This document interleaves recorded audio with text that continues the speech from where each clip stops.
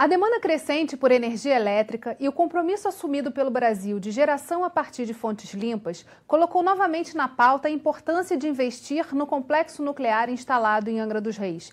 Não apenas para diversificar a matriz energética, mas para gerar empregos diretos e indiretos a partir da retomada de Angra 3.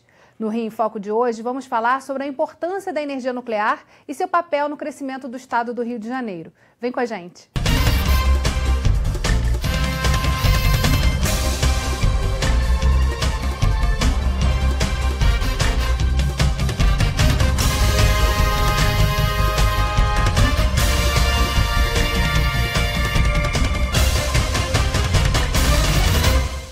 O Rio em Foco recebe o presidente em exercício da Alerj, deputado estadual André Siciliano, e o diretor-presidente da Associação Brasileira para o Desenvolvimento de Atividades Nucleares, ABDAN, Celso Cunha.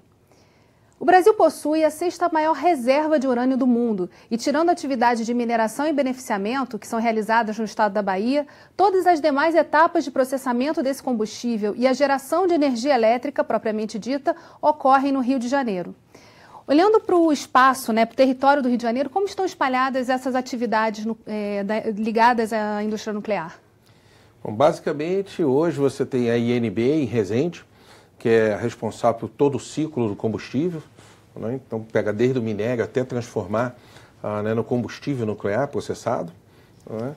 E que fica no município de Resende. Você tem em Angra dos Reis a usina de Angra 1 e Angra 2 e Angra 3 em construção.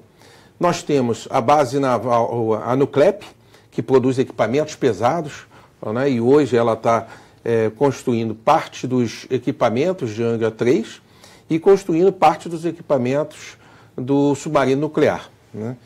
Brasileiro. Então, além dessas fábricas, né, nós temos aí a maioria das empresas do mundo estão localizadas aqui, como a Westinghouse, como a Areva, como a EDF, como a Rosatom russa. Né? Então, essas empresas que produzem e projetam esses equipamentos estão todas no estado do Rio de Janeiro. Então, nós podemos dizer que o Rio de Janeiro é uma capital nuclear. Em termos de estratégia, qual a importância para o estado do Rio de Janeiro de sediar esse complexo nuclear? Primeiro, a questão dos investimentos, da geração de emprego e renda no estado do Rio de Janeiro. Esse complexo da Nuclep, por exemplo, chegou a ter mais de 50 mil operários. Hoje tem em torno de 3 mil. Isso levando em consideração o submarino, a construção dos submarinos, que o governo federal fez uma aliança com a França, com um investimento em torno de 20 bilhões de dólares. Em relação à Angra 3, também os postos de trabalho. Chegamos a ter mais de 5 mil operários diretos, hoje está paralisada a obra, e com a retomada a gente calcula entre 7 a 8 mil empregos diretos e indiretos. E mais, né? Não é que a Angra 3 vai nos dar a autossuficiência, mas em torno de 2/3 da energia produzida em Angra, ela seria atendida pela demanda do Estado. Então, dos 100% da demanda do Estado, 2/3 seriam supridos por Angra 1, 2 e 3. Então, é fundamental a retomada dessas obras, né, quer seja o ProSub e Angra 3, por conta dos empregos, do investimento e também da questão da autossuficiência do Rio, que é um caminho para buscar essa autossuficiência. E como disse o Celso, né, tem também Resende, com a INB, onde o Rio de Janeiro está capacitado, né, de produzir ainda mais o combustível, e isso também pode gerar mais receitas, porque hoje em torno de 170 milhões de reais por ano, o Rio arrecada com o ICMS da INB. E com a Angra 3, essa ordem poderia ser esse total da ordem de 240 milhões de reais. Então, não só pela receita, pela geração de emprego, mas também com a questão da autossuficiência na área energética no estado do Rio de Janeiro. Na sua visão, na visão de ambos, a gente está discutindo hoje um processo de retomada econômica, de crescimento econômico do Estado. Fazer pressão pela retomada de Angra 3 e por investimentos federais, então, seria um foco também para diversificar a economia, para a gente falar do Rio além do petróleo? Eu não tenho dúvida. Naquele encontro que nós tivemos aqui na Assembleia Legislativa, do Polo de Desenvolvimento aqui na Assembleia, naquela discussão, eu fiquei bem impressionado, porque o setor nuclear no Rio é um novo pré-sal, eu não tenho dúvida disso. Nós temos a possibilidade de ter mais de 300 empresas no estado do Rio de Janeiro trabalhando no entorno do submarino ali em Itaguaí. Geração de emprego e renda, conhecimento e divisas. Não tenho dúvida, porque depois nós estamos construindo submarinos, mas nós vamos poder prestar esse serviço para fora, para outros países, né?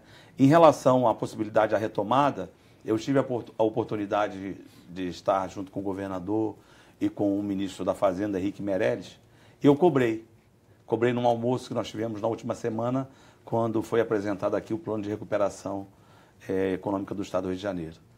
Cobrei a questão da Angra 3 e cobrei o ProSub.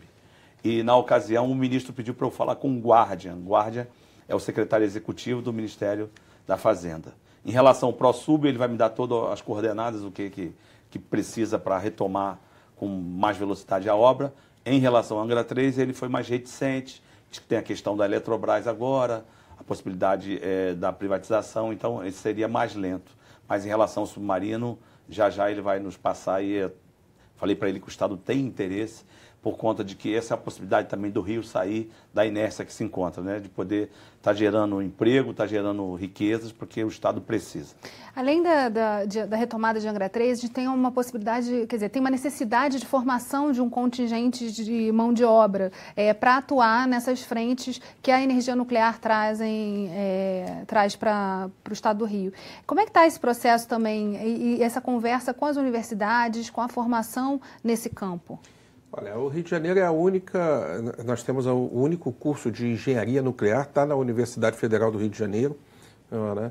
Hoje nós temos um problema geracional, né? Boa parte das pessoas formadas e que traz a história disso estão se aposentando, ou já estão com uma idade muito avançada e já não estão mais na frente de batalha, colocando dessa maneira. Então, nós temos um problema sério de formação.